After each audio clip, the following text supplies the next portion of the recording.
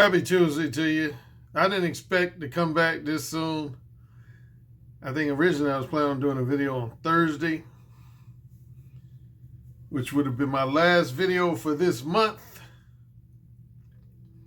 But I'm here today.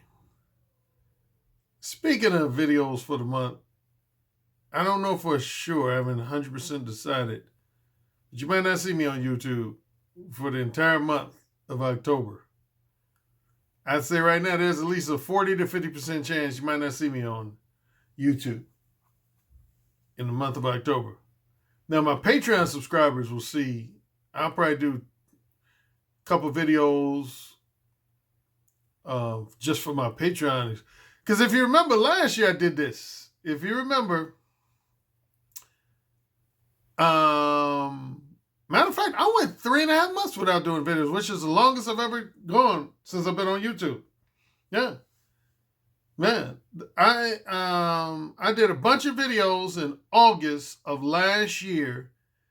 And then my very last video in the month of August of 2020, I said that I wasn't going to do any videos for the next 2 to 3 months. And at the time I said, of course, a lot of people thought I wasn't being genuine. They said, Alan will be back in a week or 2 weeks. He ain't going nowhere. Do you know I did not do another video until about mid-December of last year? I went the entire last year, after I did my last video in August of last year, I didn't do any YouTube videos in the month of September, the month of October, the month of November, and about the first 2 weeks of December. Yeah, I went 3.5 months without doing any YouTube videos. I just did strictly Patreon videos. I finally came back to YouTube in the middle of December of last year. Yeah, but I went 3.5 months last year. But yeah, right now, I would say there's at least a 40 to 50% chance that for at least the month of October, and maybe the month of October and November, I'm not going to be doing any YouTube videos. Yeah, but that hasn't been 100% decided yet. You'll know, basically, if I do some videos in October and November, if I've decided. But yeah, I would say at minimum, there's at least a 40 to 50% chance that I'm not doing any YouTube videos, definitely for the month of October, and possibly for both the month of October and November. I'm going to just do strictly Patreon exclusive videos for those months. So that's just kind of an FYI. Okay. Why am I here today? There's about 2 to 3 things I want to talk about.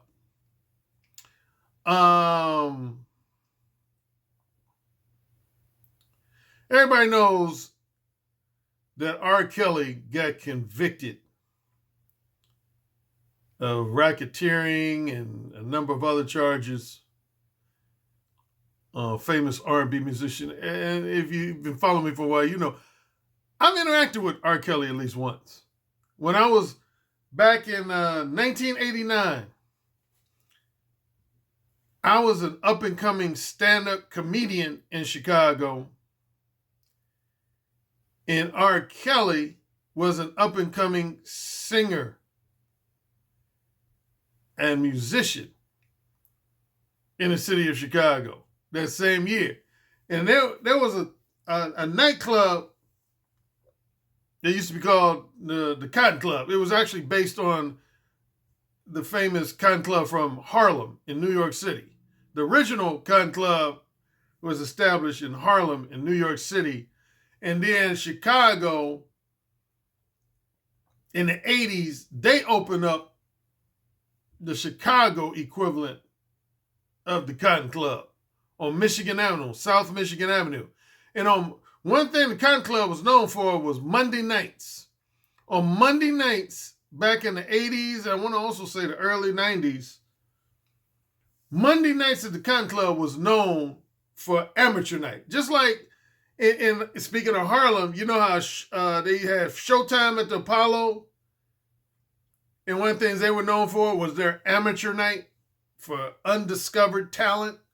Well, The Cotton Club in Chicago had the same concept, specifically on Monday nights. Yeah, if you were an up-and-coming singer, up-and-coming musician, up-and-coming comedian, up-and-coming poet, that's all I can think of off the top of my head as far as wannabes. Yeah, the main four groups of people who would participate in the amateur night would be up-and-coming singers, up-and-coming musicians, up-and-coming comedians, and up-and-coming poets. Yeah, if you wanted to get, possibly discovered, you would go to the amateur night on the Cotton Club in Chicago on South Michigan, particularly if you were African American. Now, you could be a non-black person and still go, they wouldn't be like they kick you out, but it was mainly for African Americans. But yeah, I performed there one night, and actually, the night I performed was the night I met two people who ended up being famous, but they weren't famous at that time, and I've told this story once or twice before. Bernie Mac, the late great comedian Bernie Mac, that was the night I first met him. It was in September of 1989. Yeah, I remember it was in early to mid-September of 1989. That's when I first met Bernie Mac, and that's when I first met R. Kelly. And both of them at the time, like Bernie Mac wasn't an established comedian at that time. He was an up-and-coming comedian like myself. And R. Kelly, he wasn't an established R&B singer and musician at that time. He was an up-and-coming. He had a band he didn't just go by R. Kelly. He had a whole entire band. They were called MGM. I think it was called MGM or something like that. Anyway, one of my good friends at the time, a brother named Nasser, went to high school with R. Kelly, and he was the one who introduced me to him. Matter of fact, Nasser was the one who introduced me to both Bernie Mac. He knew both Bernie Mac and R. Kelly. He went to high school with R. Kelly. And so he introduced me to him. And we didn't talk long. I talked to both of them probably a total of, I don't know, maybe a minute. I talked to Bernie Mac a little bit longer than R. Kelly. R. Kelly, I just, we just kind of like shook hands and said, good to meet you, that type of thing. But anyway, the reason I bring up R. Kelly,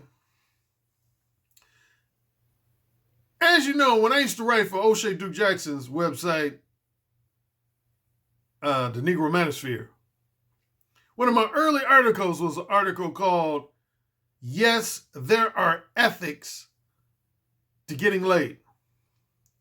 And ever since I've been a dating coach, I've had some guys in the manosphere that have frowned on the idea of ethics as it relates to getting laid, and even laugh at the idea of ethics. I'm tempted to tell that you know the story if you're a long-time follower. There's one story I've told probably a dozen times, at least a dozen times on YouTube, about when I was in Las Vegas in 2012, and this guy criticized me about the notion of ethics. He basically said that ethics had nothing to do with the pursuit of sex, and I argued that it did. I'm not going to replay that story again because I've already told it again roughly a dozen times. But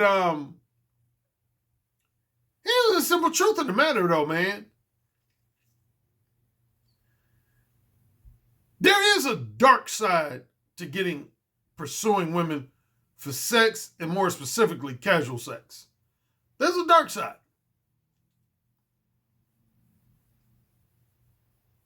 Yep.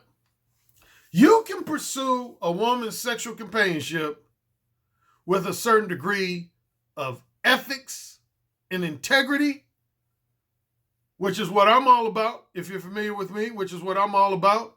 Or you can pursue a woman's sexual companionship, and again, more specifically, her short-term non-monogamous sexual companionship, in an unethical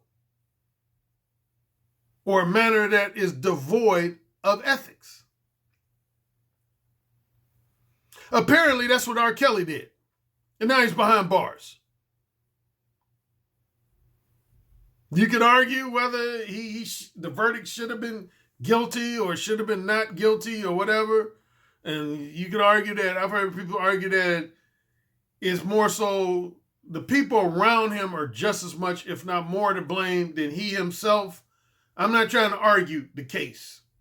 I have no interest in arguing the case as a sideline attorney who's not an attorney. Here's my point from a person who's worked in both media and the entertainment industry and has witnessed a lot of things. I can have my own version of Charlie Murphy's Hollywood Stories. Here's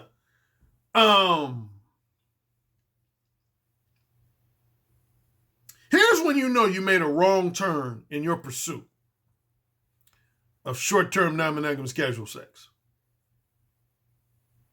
If your pursuit of short-term non-monogamous casual sex at maximum ends up with you dead, you made a wrong turn. Simple as that. If it ends up with you dead, you made a wrong turn. And me personally, I know of at least a handful of people who died because of their pursuit of short-term non-monogamous casual sex. Y'all know of at least one story. One story I've told a number of times is a friend of my cousin's. Yeah, it was a close friend of one of my cousins. He had this woman that he gave her the misleading impression that she was his exclusive girlfriend, when in actuality he was fucking 4 or 5 different women at the same time. And when she found out about it, she didn't come to his place and just, curse him out or get angry at him. She shot him in the head. She shot him in the head. He's dead now. Marinate on that for a few seconds. Simply because of his failure to be Mo 1 and be straight up with her about the fact that he wanted to fuck multiple women. Instead, he lied to her, made her believe she was the only woman he was having sex with. She later found out that he was fucking at least 3 or 4 other women. She came to his crib and shot him in the head. Then there's a few other guys that they died because of AIDS, HIV that turned into AIDS. So that's the worst case scenario, is when you lose your life because of your pursuit of short-term non-monogamous casual sex. Right below that would be, similar to R. Kelly, if you end up behind bars because of your pursuit of short-term non-monogamous casual sex. Because you raped a woman, date raped a woman, some other form of sexual assault or molestation, had sex with a girl that was underage, that was whatever your state. In the United States, it ranges from state to state. In a lot of states, if you're 17 years of age or younger, that's considered underage. Some states, 16 years of age or younger, you're considered underage. And then in a few states, 15 years of age or younger is considered underage. Excuse me, burp. So yeah, I would say that's the second most thing. If you are behind bars right now, or you're on your way to being behind bars because of your pursuit of short-term non-monogamous casual sex, you made a wrong turn. You made some bad decisions. As already alluded to, if you got some type of incurable sexually transmitted infection or sexually transmitted disease, such as HIV or herpes, you made a wrong turn. If you get your car got vandalized or your place of residence got vandalized because you toyed with a woman's emotions, you made a bad turn, man. I could go down the list.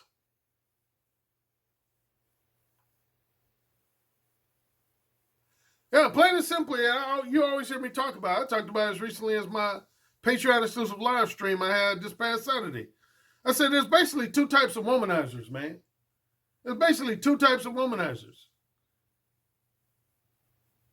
There's honest, non-manipulative womanizers, which is what I call players. That's what I call players, and many times true players. Is a guy who's an honest and non-manipulative womanizer.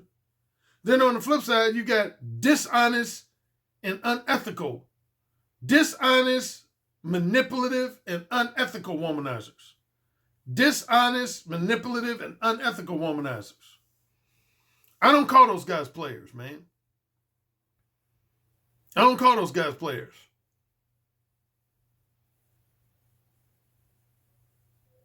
Man, anytime you're doing something where you're basically tricking a woman into having casual sex with you, but she herself does not realize she's engaging in casual sex with you, she more so, you're either, you know my common examples. If you're physically forcing a woman to have casual sex with you, that's unethical. That's coercion. If you're getting a woman sloppy drunk and then proceeding to have sex with her and taking advantage of the fact that she's inebriated, that's unethical. If you're getting a woman high on cocaine or heroin or crystal meth or something similar, and you proceed to have sex with her, that's unethical.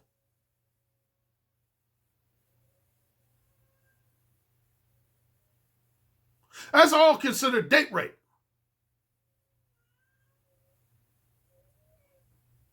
If you're lying to women, misleading women, emotionally manipulating women, as I've mentioned before, in some countries now, that's illegal. It used to just be that was unethical. That's actually, at least 2 countries now, that's illegal.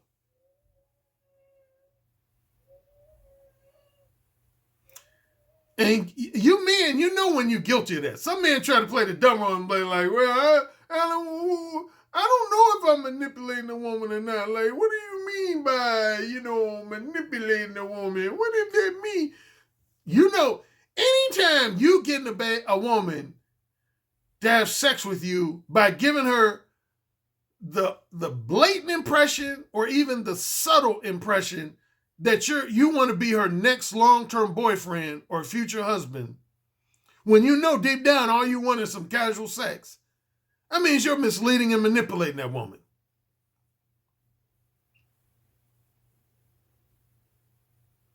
That's unethical.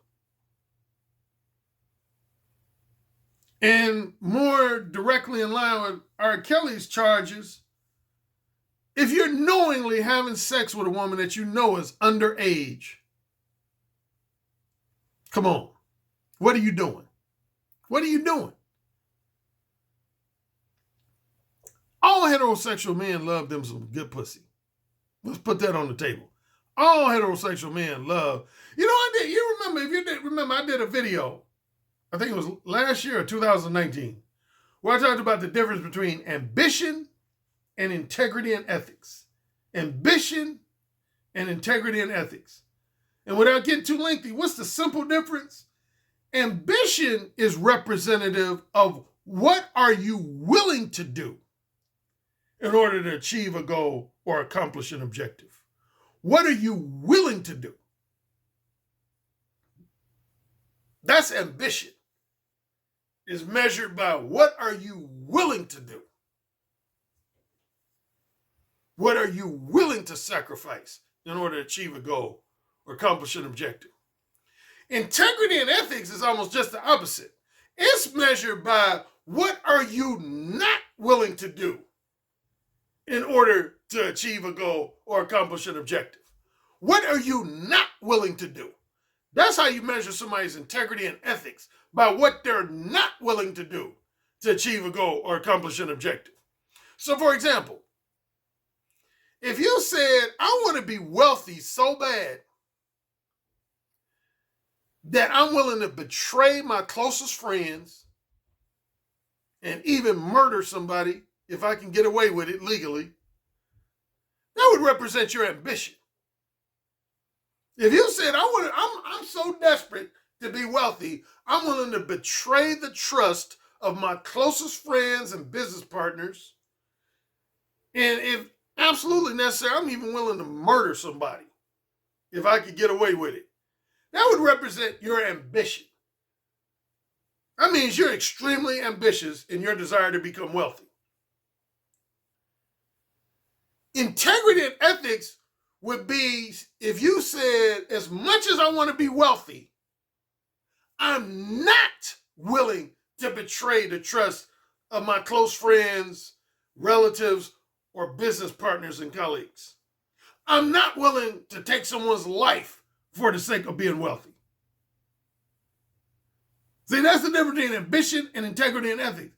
Again, ambition is measured by what are you willing to do to achieve a goal, accomplish, objective.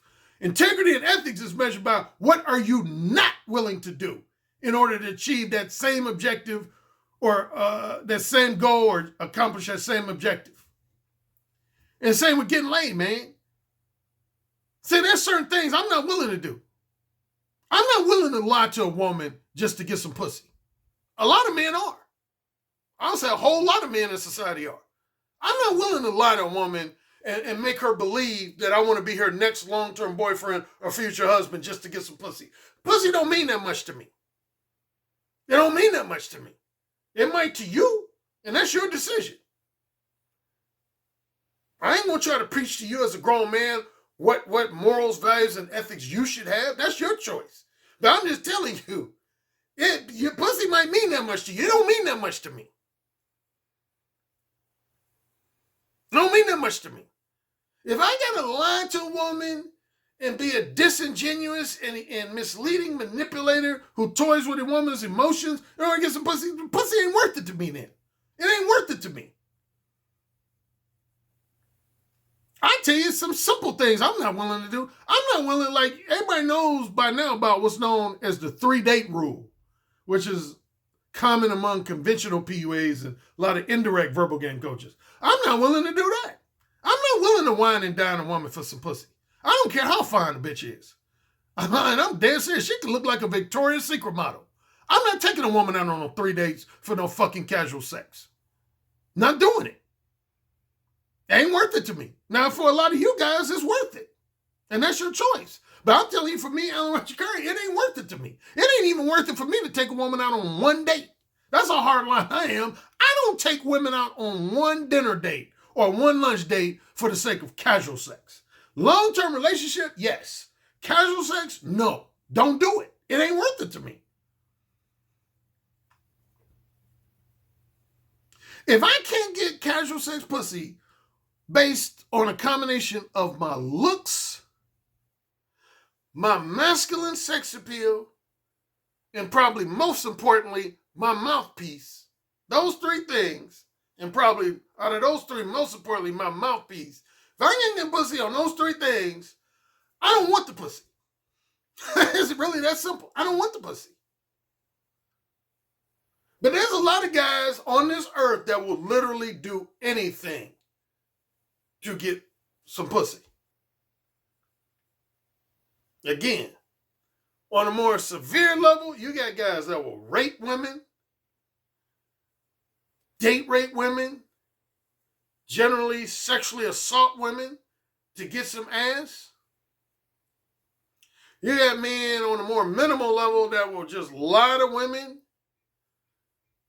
mislead them, emotionally manipulate them. You got some men that'll spend hundreds, if not thousands, if not hundreds of thousands. Man, do you know there's men who have literally spent as much as millions of dollars on a woman just to fuck her? And that's not even an exaggeration. Y'all have read some of the stories in media. It could have been an entertainment industry celebrity, professional athlete, politician. There's some guys who have not only spent hundreds of dollars, thousands of dollars, hundreds of thousands of dollars. There's some guys that have spent millions of dollars just for a nice piece of pussy. Man, pussy ain't worth it to me, man. I ain't never wanted or needed pussy that bad. I ain't never felt a desire to have pussy that badly, man. To the point where I would ever think about, man, I'm so cheap And trust me, women in my life know this about me because they criticize me about it off and on since I was in my early 20s. Man, I'm so cheap. I don't even like to spend more than like $5 or $10 on a woman to get some ass. And I'm not even like exaggerating. I'm dead serious. Generally speaking, man, a handful of exceptions aside, generally speaking, man, I don't even like to spend more than $5 or $10 on a woman, man, for casual sex. Generally, I like to get casual sex for free. Most of the time, if I can't get casual sex for free, I usually don't want it. Most of the time, I don't mind spending maybe like $5, $10, $15. But a lot of times, I don't even, like one infamous story along those lines, there was a woman one time, I never forget, this was years ago, I took a woman out that I was attracted to. And I think I spent like $20 on her, taking her to the movies. And after the movies was over, she wasn't willing to make out with me. She definitely wasn't willing to have sex. She wasn't willing to make out with me. And she barely even gave me a tongue kiss. You know what I said to her? I said, bitch, when you gonna give me my $20 back? I'm not even making that up. I swear to God I did. I said, bitch, when you gonna give me my $20 back? But it was really my fault because that was an incident where I was actually mode 2. I wasn't mode 1 with this particular woman. I was mode 2. But yeah, I actually said that to her. I said, bitch, when you gonna give me my $20 back? It just shows, man, different men are different, man. Some men are willing to do things that other men are not willing to do. And again, that's what separates ambition from integrity and ethics. Integrity and ethics is all about what you're not willing to do. There's a lot of things that I'm not willing to do to get some pussy. A lot of things I'm not willing to do to get some pussy. Like, I'll tell you, before I move on to my next subject, I'll tell you one thing that I had to look in the mirror and do some self-examination in regards to my integrity and ethics. And I think most of you all know what that is. When I was between the age of roughly 17 and 37, I had sex with approximately 40 women that at the time were either married, engaged to be married, or had a long-term boyfriend. So over that 20-year period, that 20-year period between the age of 17, starting with my senior in high school, 17, all the way up until the age of 37, which would have been the year 2000 for me.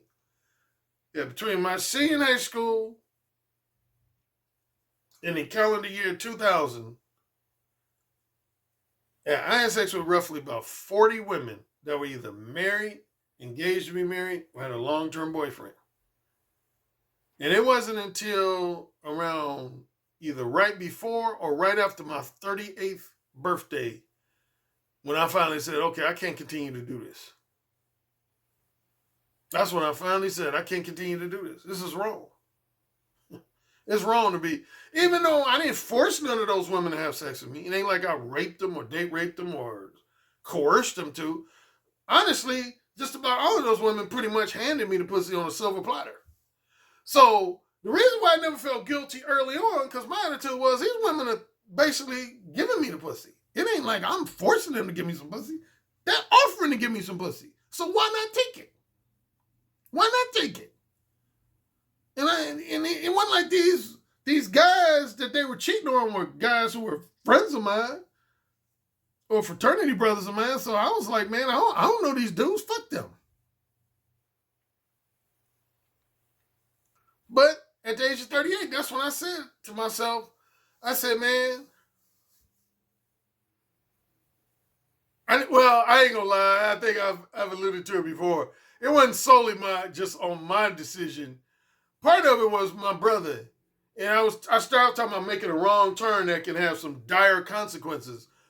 I remember my older brother around the time. He said it. He said, bruh, if you continue to do that, you're going to risk getting killed, man. He said, if you continue to fuck other dudes, wives, fiancés, and other guys' wives, fiancés, and girlfriends, one day you're going to run into a very jealous husband, jealous boyfriend, and they're going to kill your ass. There you go. So, I would say from this day forward, man, you need to ask yourself, every time you getting ready to pursue a woman for sex, period, I would say more specifically, short-term, non-monogamous, casual sex, you need to ask yourself, man, is what I'm doing worth the potential consequences and repercussions? Is what I'm doing worth the potential consequences and repercussions that might arise as a result of me fucking this woman? For example, in me pursuing this woman, is there a chance I might lose my job because I'm trying to fuck a coworker or business colleague?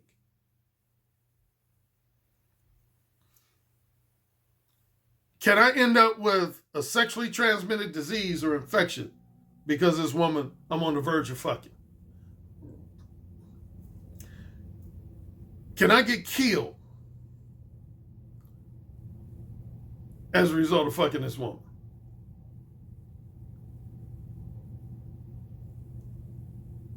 Can I have my public image and social reputation destroyed because of fucking this woman? Can I go bankrupt and lose a lot of money because of the money I'm spending on this woman I want to fuck, or attempted to spend on this woman I want to fuck?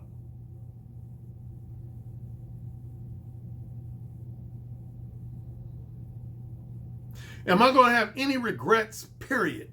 Any profound regrets, period, after I fuck this woman?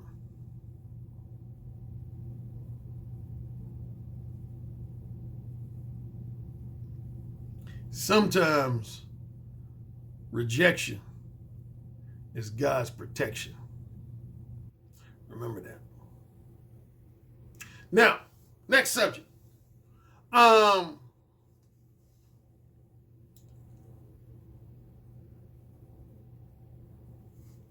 on, I hear guys usually, of course, guys who are critics of my Mo 1 approach. I kind of just touched on this in a recent video. But guys will suggest, man, that if you're Mo 1, you're going to possibly turn women off. Or a similar comment is, if you're Mo 1, you're going to cause women to lose interest in you.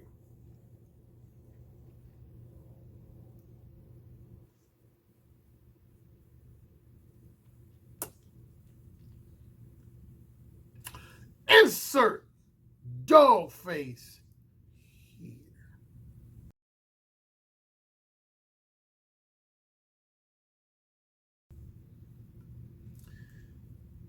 That's some bullshit. And most recently, I had a client of mine, a Patreon subscriber and client of mine. He wrote me, and one of his friends told him that. Told him basically that if you're too direct, too blunt, too straightforward with women about your sexual desires, interests, and intentions, he told my client that the vast majority of women are going to be turned off by him and lose interest in him. That's some bullshit. That is some bullshit. At least I'll say, based on my experiences and my observations, that's some bullshit. I can't speak for nobody else's experiences or observations. I'm going to speak only for my experiences and observations. I have never, ever, ever, not one fucking time, had a woman say to me, Alan, you know what? I would have had sex with you if you weren't so forward with your sexual desires, interests, and intentions.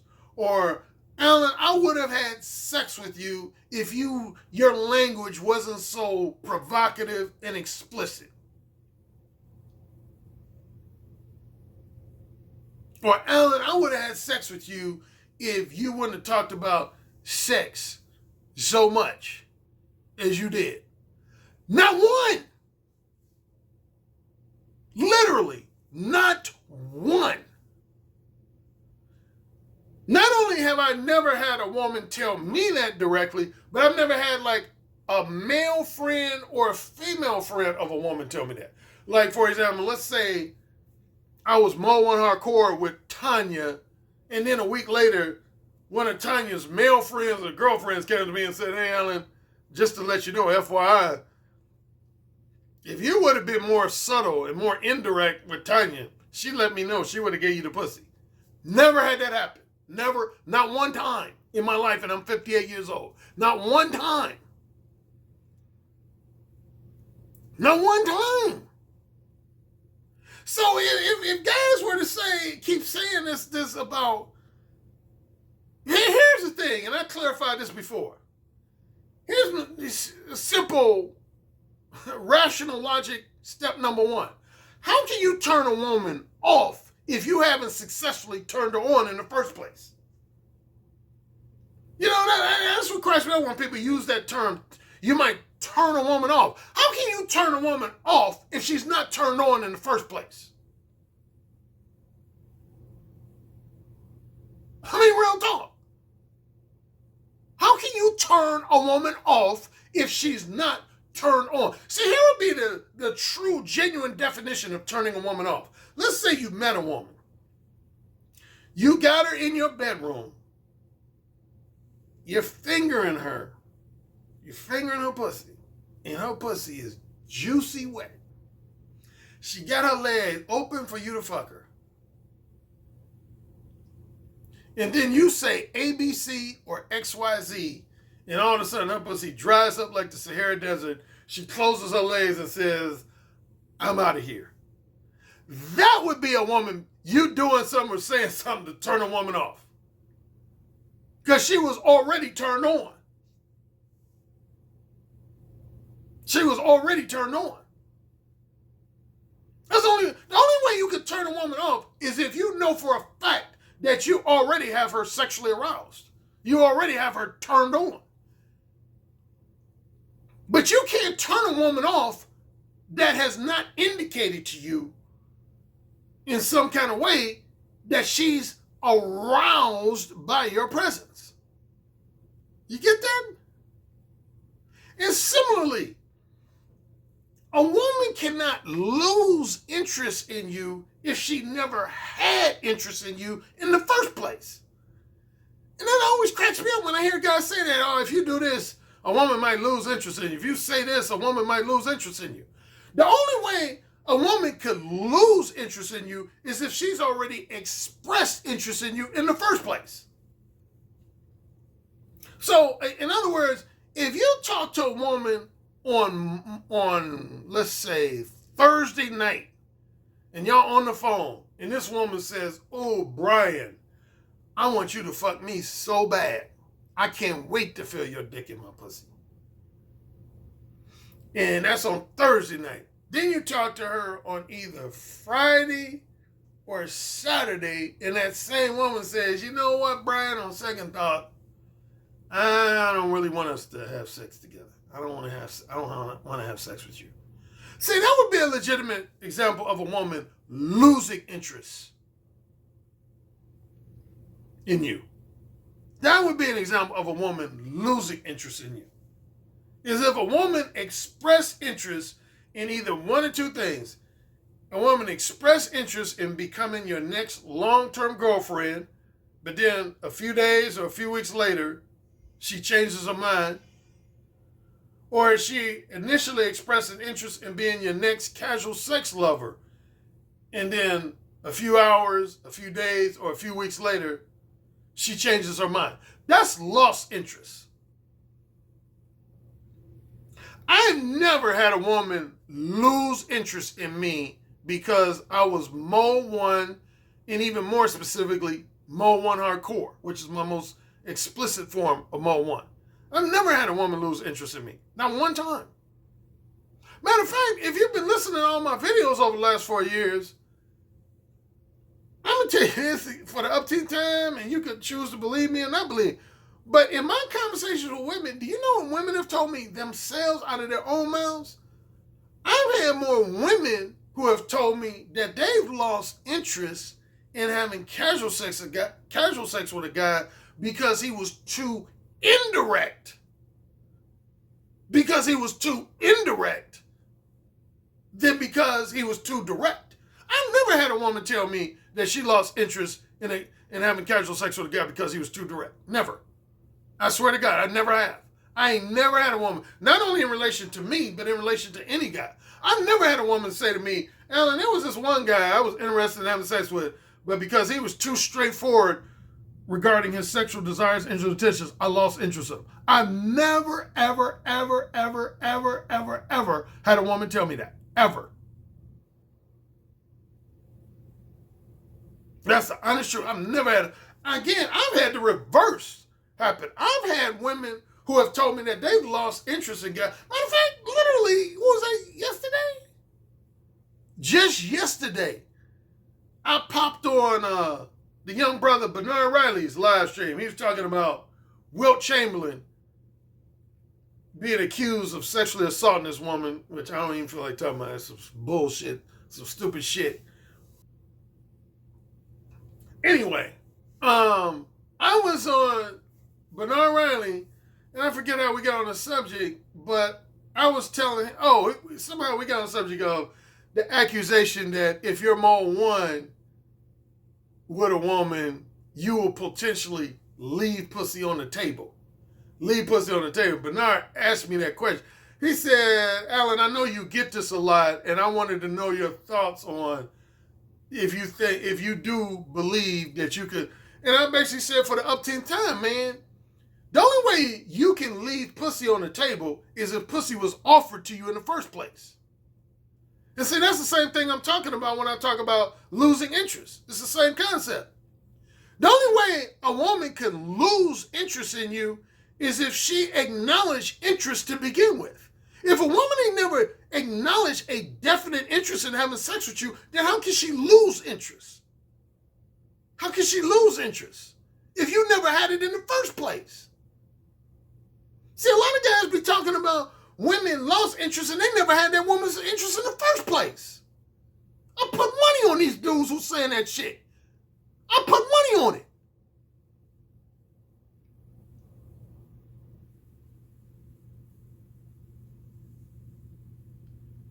All these dudes talking about if you're too direct. Women themselves have told me, what I was telling Bernard is I kind of had to throw one of my cousins under the bus.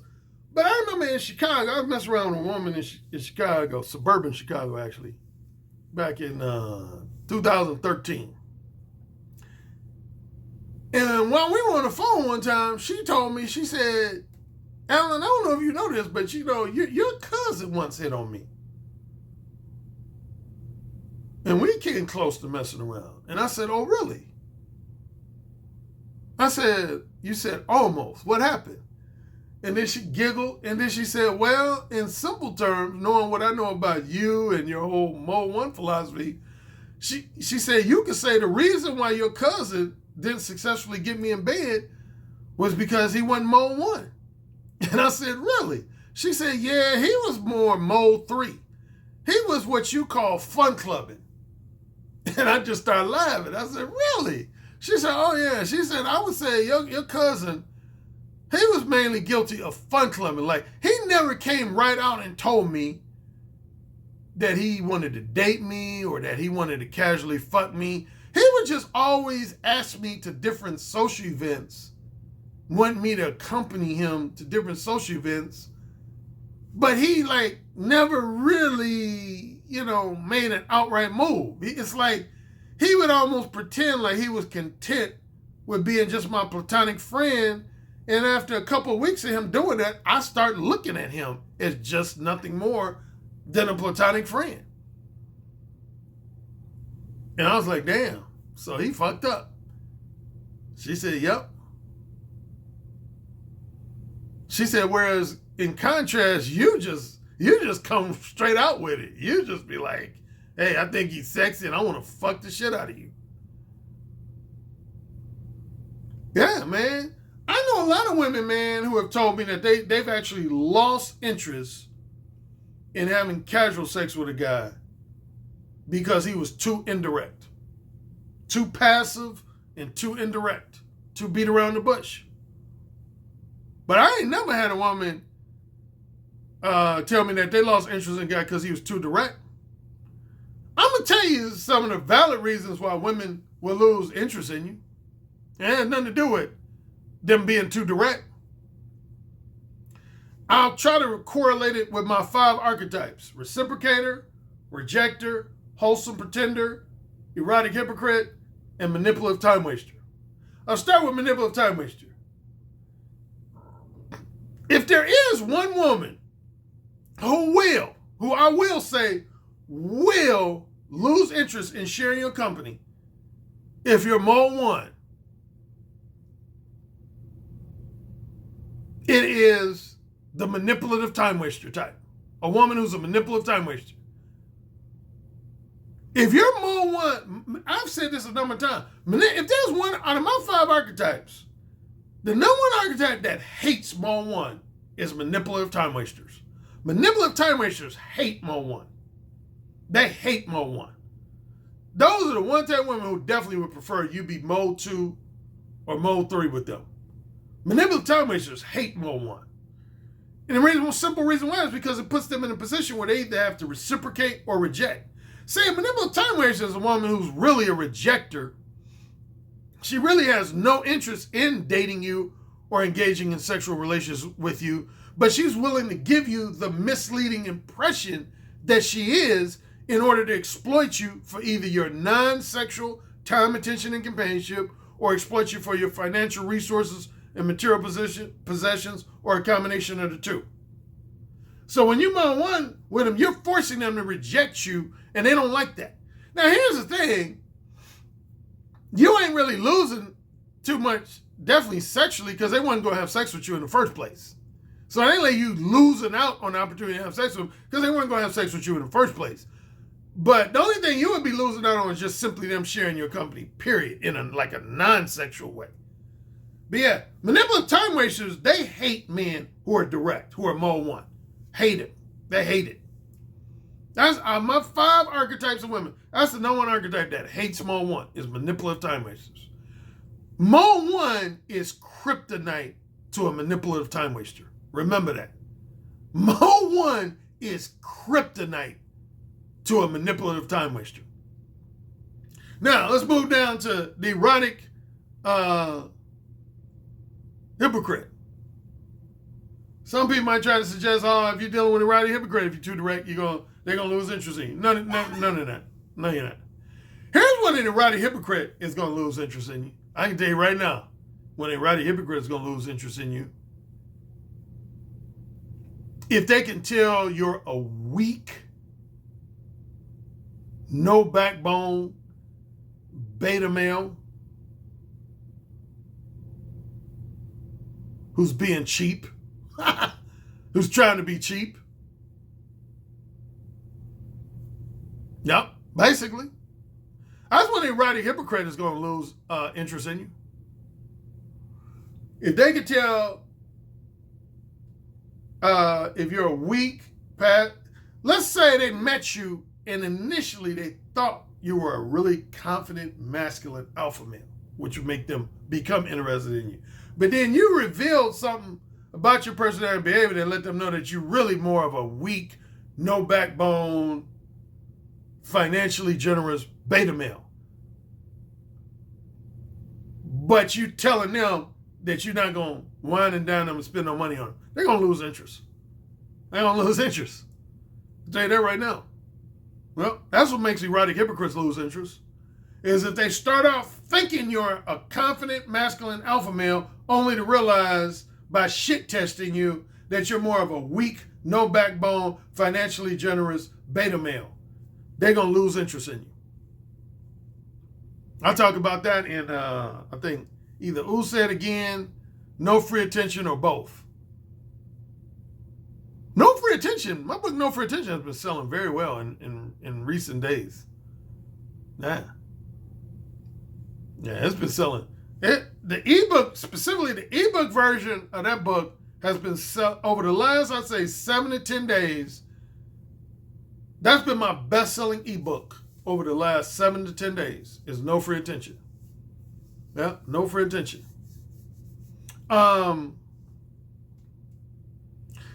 Wholesome Pretenders. There's a few times a wholesome pretender might lose interest in you, but the number one situation where a wholesome pretender might start off being interested in you, but lose interest in you, kind of similar to the erotic hypocrite. Number one is if she starts off thinking you're a confident, masculine alpha male, only to realize you're more of a beta male. And then number two is if she starts off thinking you're a private, confidential, non-judgmental type guy, only to realize that you're actually more of an indiscreet, highly judgmental type guy. Wholesome pretender is going to lose interest in you. Yep, that's what will make a wholesome pretender lose interest in you. Rejector, of course, is never going to lose interest in you because they're never going to have interest in you to begin with. So they won't lose interest in you. Again, no woman can lose interest in you if she's never acknowledged an interest in you to begin with. The only way a woman can truly, technically lose interest in you is if she, at some point initially, acknowledged that she did have an interest in sharing your company in a romantic or strictly sexual manner. If a woman has never done that, and then she just leaves you alone, she didn't lose interest. She never had any interest to begin with.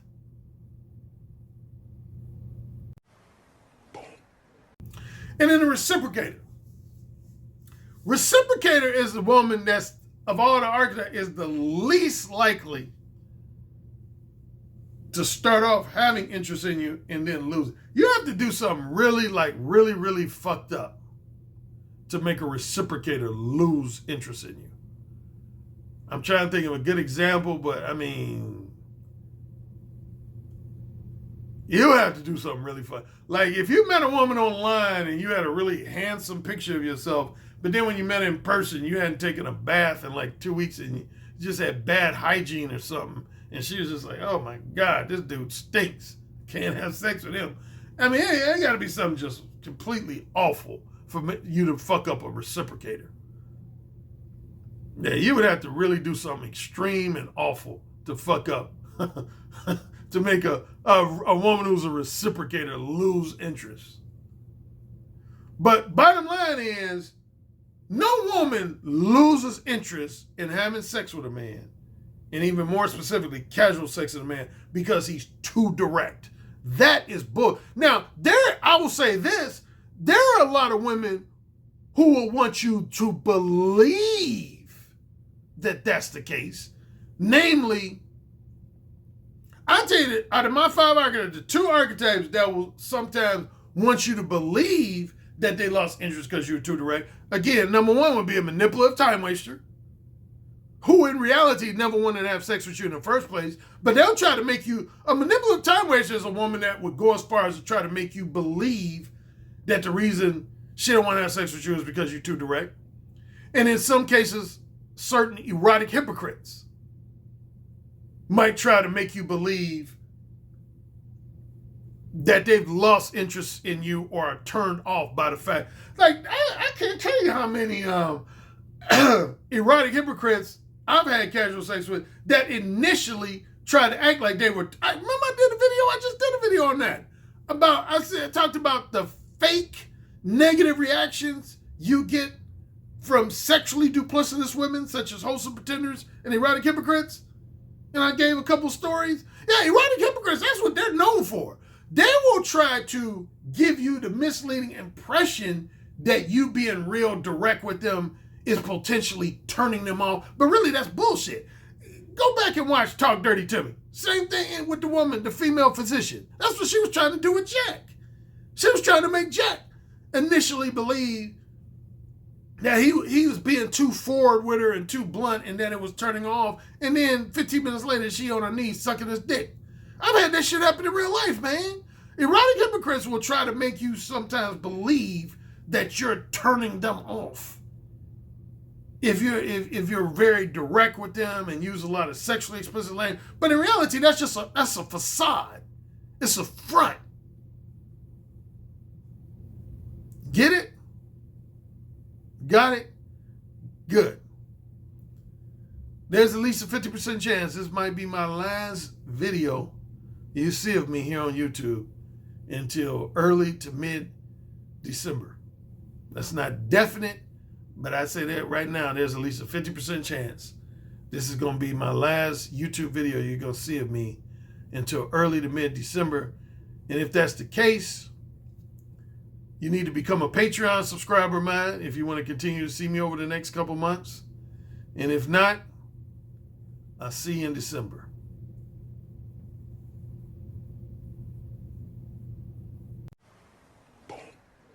Yes, sir. Say it again. Yes, sir. Who's the king? Alan, you're the king. Say it again. Alan, you're the king. You're dominating me. Say it again. Alan, you're dominating me right now. Mode 1. Mode 1.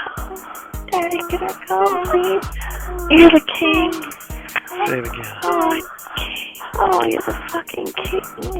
Yes. Yes. Yes. You're the king, Alan. AKA the king of verbal seduction. You know, it's the tone of your voice, how seductive your intonations are, the vibrations that you could just reach out over the phone lines and stroke a woman's breast just by the sound of your voice, how you could make her pussy so wet just by the sound of your voice. That's actually very hot. So you said my show was what? I said your show is powerful. Oh, say it again. Your show is powerful. I bet the king would fuck me really good. Who's the king? Alan Roger Currie. Oh, yeah. Who's the king? Alan Roger Currie. The king. The king. The king. I have to agree with you on the communication piece, because I actually did take a session with Alan Roger Currie, and he gave me a line that I did not think was going to work, and it worked. And I was like, what the fuck?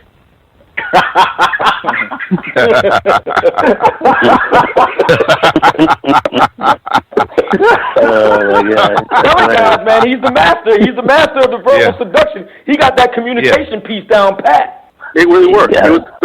It just simply worked, and I just didn't think it was going to work at all. Some guys have natural handles. Some guys have a better natural shot, but you can always improve your shot. And sex is damn sure something you can fucking learn. Look, dude, you want to learn how to talk better? I'm hiring Alan Roger Currie to get my dirty talk game on, because it's always been something I want to get better at. Verbal seduction, man.